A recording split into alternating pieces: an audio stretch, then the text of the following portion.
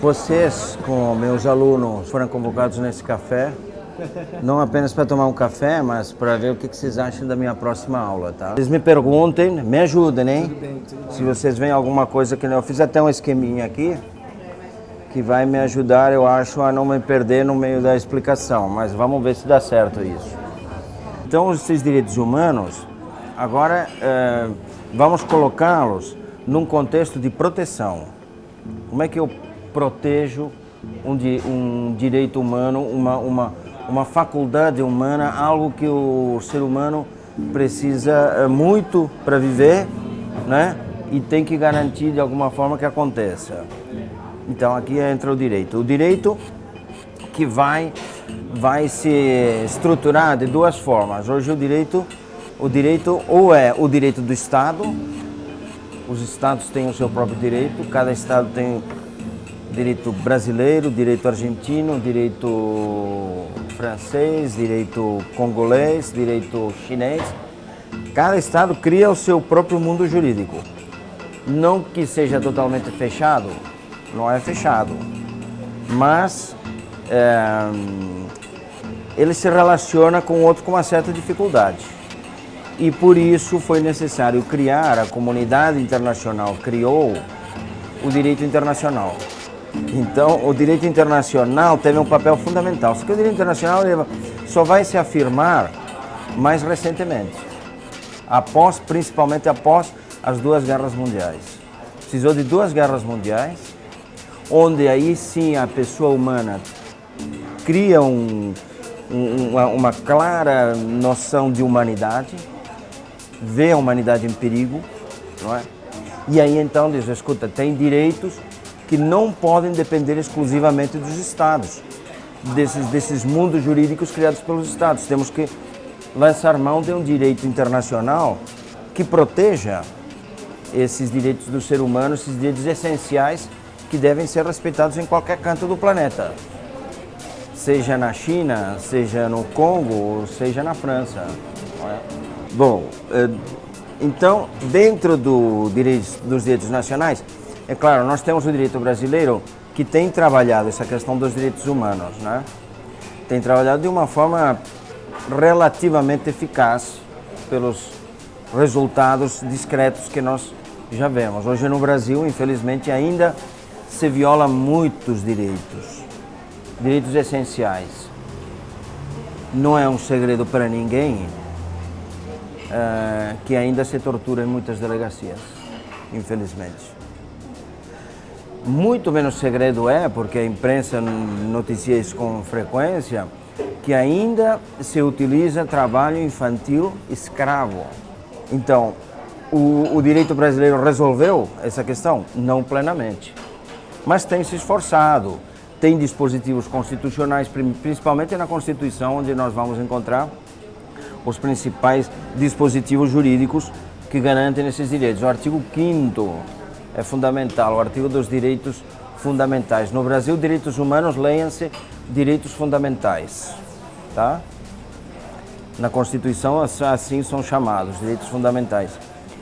Mas a própria Constituição, que procura essa proteção e deixa claro que o direito precisa de uma garantia e até de algum remédio, a própria Constituição admite também a necessidade de interagir com o direito internacional. Então é o seguinte, o direito nacional precisa interagir com o direito internacional, nós vamos ver como. Agora, não se antes comentar que o direito nacional usa essa tríplice relação, que é muito interessante, direito, garantia e remédio. Qual é a diferença? No direito se declara essa faculdade que a pessoa tem. Com a garantia jurídica, nós procuramos assegurar isso. Então, é uma forma jurídica de não ficar apenas na mera enunciação de um direito, mas buscar mecanismos de que esse direito, mediante a concretização, por exemplo, de uma lei federal que regulamente essa questão, mediante a criação de um órgão público que vá atrás disso, então, tentar assegurar esse direito. E além disso temos os remédios. Os remédios são esses processos específicos já, processos judiciais. O habeas corpus é um processo judicial voltado para garantir o direito à liberdade de locomoção do indivíduo. Esse sistema jurídico estatal, ele se preocupa com os direitos fundamentais, principalmente após a Revolução Francesa, que coincide também com um movimento de constitucionalismo, quer dizer, todos os sistemas jurídicos adotam o padrão constitucional. Criaram uma Constituição, declararam uma série de direitos fundamentais e juntam, então, na medida do possível, esses remédios.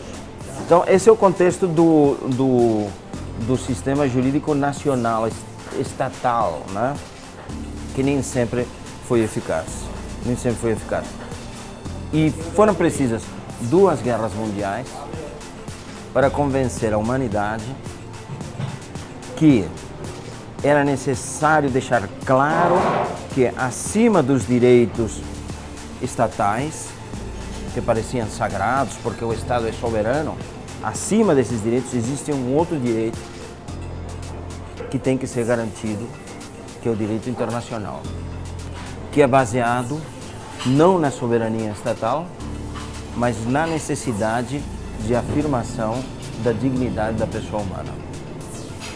Então, a dignidade da pessoa humana, ela exige, muitas vezes, se necessário, passar por cima da soberania e passar por cima do sistema jurídico estatal, se ele não resolve as violações. Pior ainda, se ele se torna tirano e promove as violações, aí, né, nem se fala, né? Então é muito interessante essa chegada do direito internacional após as 2 guerras mundiais. A Primeira Guerra Mundial foi um aviso e que gerou já um movimento de tentar articular os estados em torno de um projeto de paz. Criou-se uma Corte Permanente de Justiça Internacional. Mas depois da Primeira Guerra ficou só essa sensação, essa boa vontade. Alguns países se articularam em torno de uma Liga de Nações, mas de uma forma ainda muito pouco compromissada. Qual foi o resultado, meus caros? Qual foi o resultado? Uma Segunda Guerra 10 vezes pior que a primeira. Então, em 1948, não é? Logo depois da criação da Organização das Nações Unidas, num esquema muito mais realista, não é? De aliar os Estados em torno desse projeto de paz e de respeito aos direitos humanos, aparece a declaração. E aí a declaração vai ser fundamental. Para quê? Para que possamos, a partir daí, ter um panorama protetivo, internacional, que tenha impacto nos Estados. Tá bom?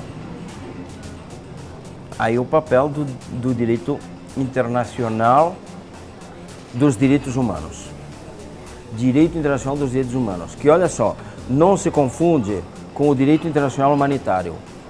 A diferença é a seguinte: o direito internacional humanitário, que é um pouco anterior, inclusive, ao direito internacional dos direitos humanos, porque o marco do direito internacional dos direitos humanos é a Declaração Universal de 48.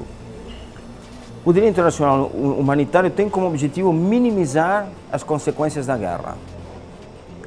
Então, ela vai se preocupar com os prisioneiros de guerra, com os feridos de guerra, vai tentar exigir dos Estados que as armas não sejam tão letais. Parece piada hoje, né? Depois das 2 guerras mundiais. Mas é assim que começou. E vai se preocupar também com a sociedade civil. Com os desabrigados e o que se conhece depois, que hoje talvez é o tema principal do direito internacional humanitário, que é os refugiados.